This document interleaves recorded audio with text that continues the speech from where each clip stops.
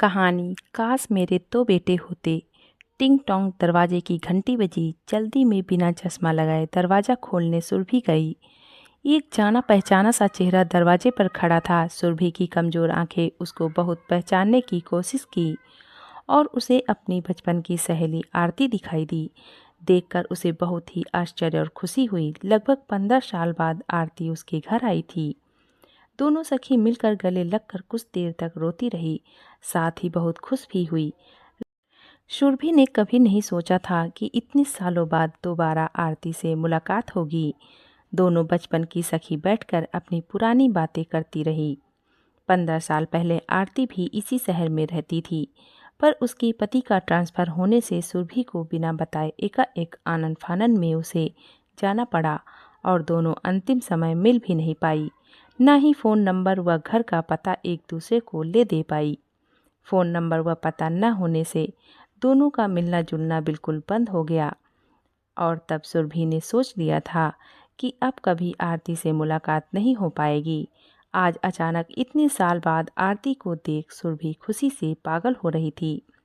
उसके बाद से दोनों अब अक्सर ही मिलने लगी और एक साथ घूमने फिरने लगी। एक दिन अचानक आरती सुरभि के घर शाम के समय पहुंची। उसने देखा सुरभि बहुत ही परेशान व बुझी बुझी है। उसने उसका कारण जानना चाहा, पर सुरभि बताने में आनाकानी करने लगी। थोड़ी देर बाद आरती ने उसके कंधे पर हाथ रखते हुए बोला, मैं तुम्हारी बचपन की सहेली हूँ।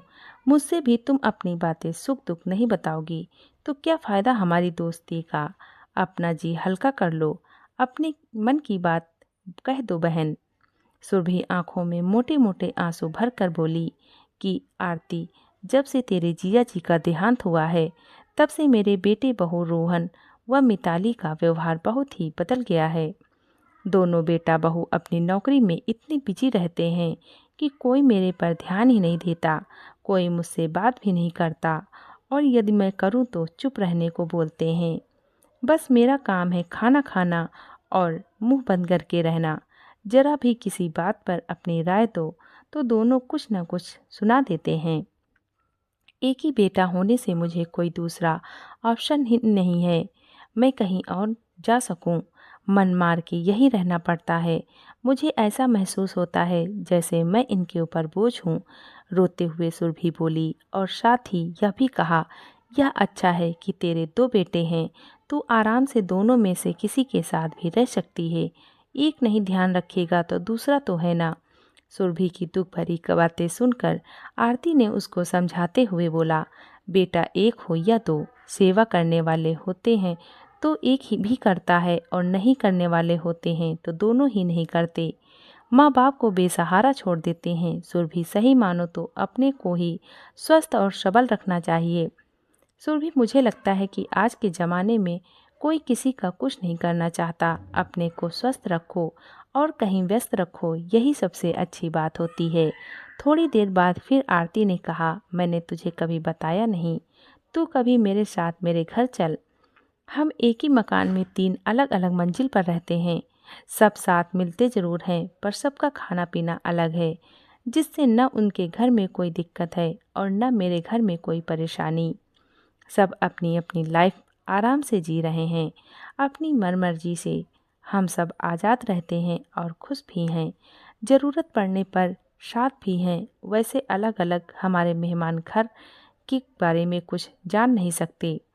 हमारा ड्राइंग रूम भी कॉमन है, जिसमें सब लोग बैठ लेते हैं जब कोई आता है, जिससे आने वाले को कुछ पता ही नहीं चलता।